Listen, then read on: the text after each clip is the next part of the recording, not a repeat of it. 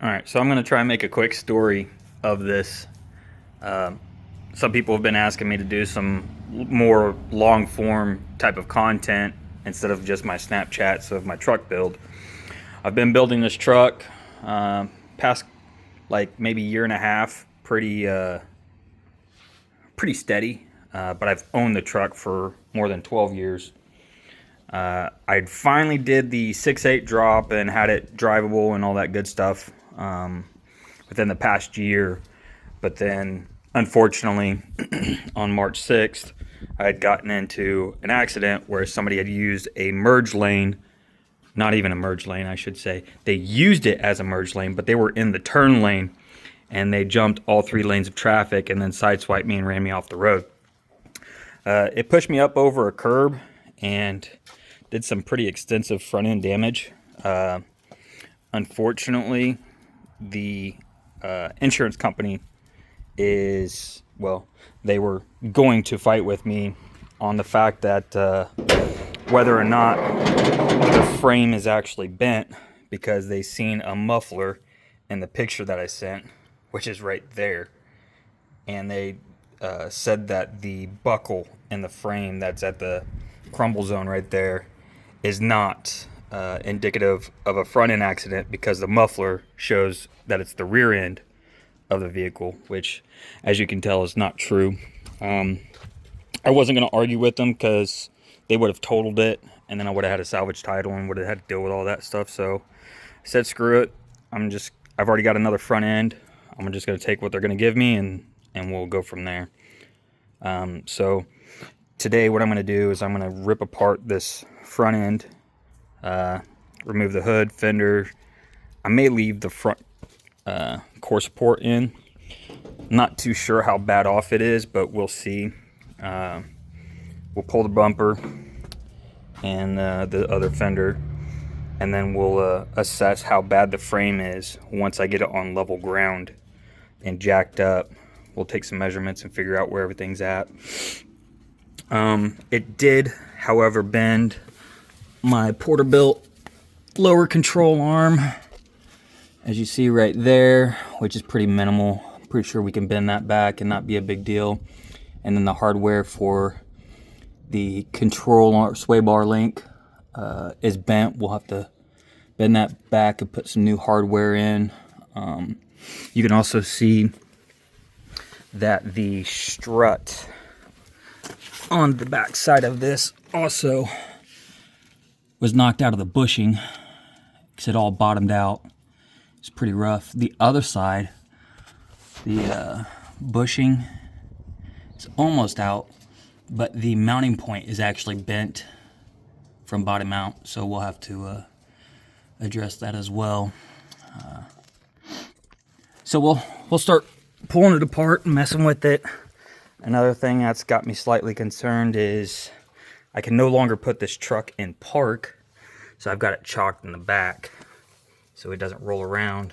But it looks like the linkage for the transmission also, if I can get this to focus, came into contact with that muffler.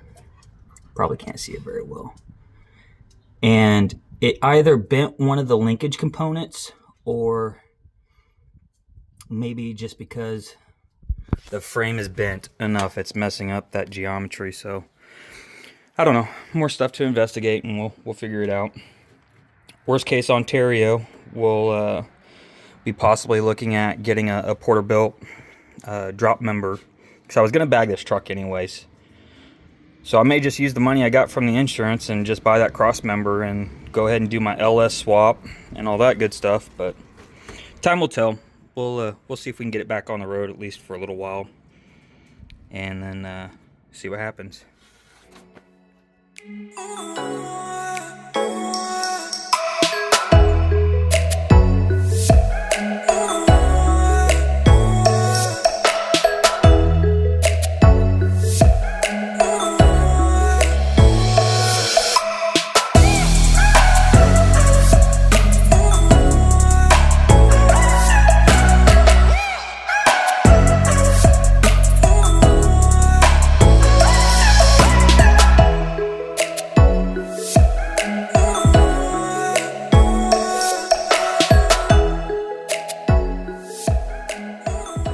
I don't know why the time lapse stopped, but it stopped pretty much at a decent spot.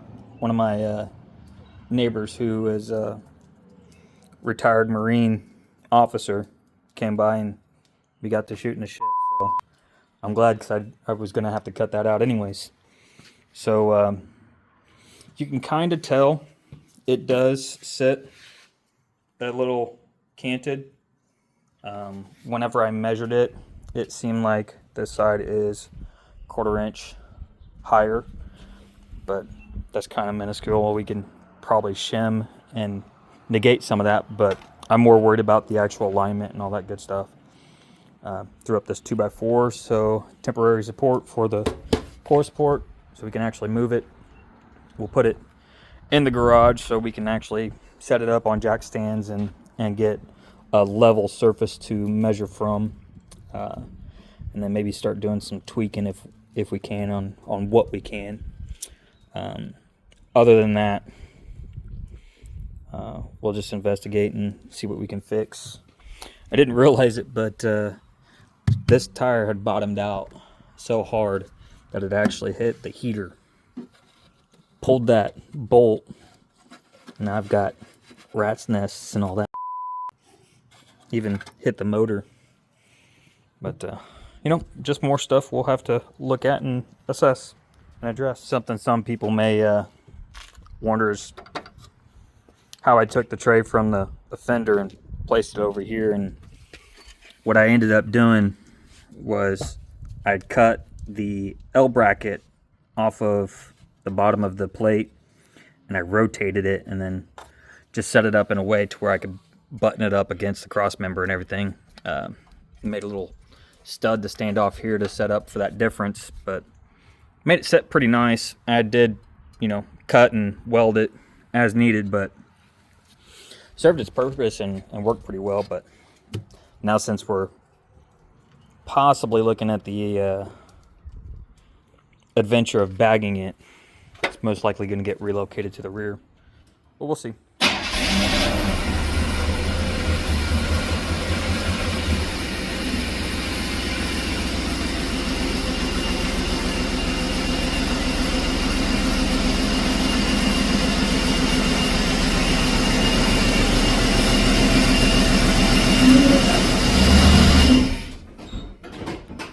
So all of my lug nuts used to look like that, but since this one came into contact with the other wheel, it basically left little nubs. And these are not impact rated lug nuts, so I was really worried only getting maybe half an inch worth of bite if they were actually going to come loose. And I've got pretty lucky. All of them busted loose. So I'm going to be able to actually get that wheel off. All right. So got the Bruised banana back in the garage. Got it jacked up, leveled, all that good stuff. Went from center line of the axle, got 165.52. The stock length on this chassis is supposed to be 164.5, but with these narrowed control arms, they go in 1 inch and also forward 1 inch, so that's why we're at 165. The other side measured the same, so I'm not too concerned with the frame being pushed in on one side or the other. Pretty certain it's not an issue there.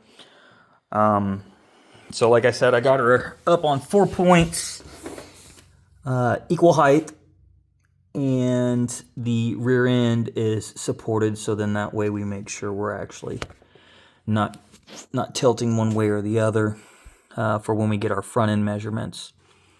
So I ran a plumb bob down the inside of the frame rails and marked a center line spot in 3 spots. There's one down there somewhere next to the laser. I don't think I can get a picture of it without moving down there, but screw it. We've got probably 100 inches or so marking the actual center line of the truck, so I'm pretty certain we've got a good baseline to go off of. So come to the front, pretty much it mirrored the exact same process. Went ahead and, since the frame kind of jaunts in the front, as some of you know, this is going to be a different center line measurement. So again, running the plumb bob off the inside of the frame, grabbing the center line in the same similar points. Did it again up here where the sway bar link mounts, and we're about 1/8 of an inch off from center line. And oddly enough, it's that way. So we got hit from that side coming this way. I'm kind of thinking that center line difference is probably just what little there is from the factory. 1/8 of an inch is not quite much. All of that can be taken out from alignment. But the concern is the height. So the bottom of this C channel from the top is 25 inches on this side. This side is 24.5. So we've got a 1/2 inch raise from there. And I'm almost certain the majority of that is coming from this wrinkle in the frame right there. So I don't know what I'm going to be able to do about that. I've got a buddy at a collision center that might be able to assist with that.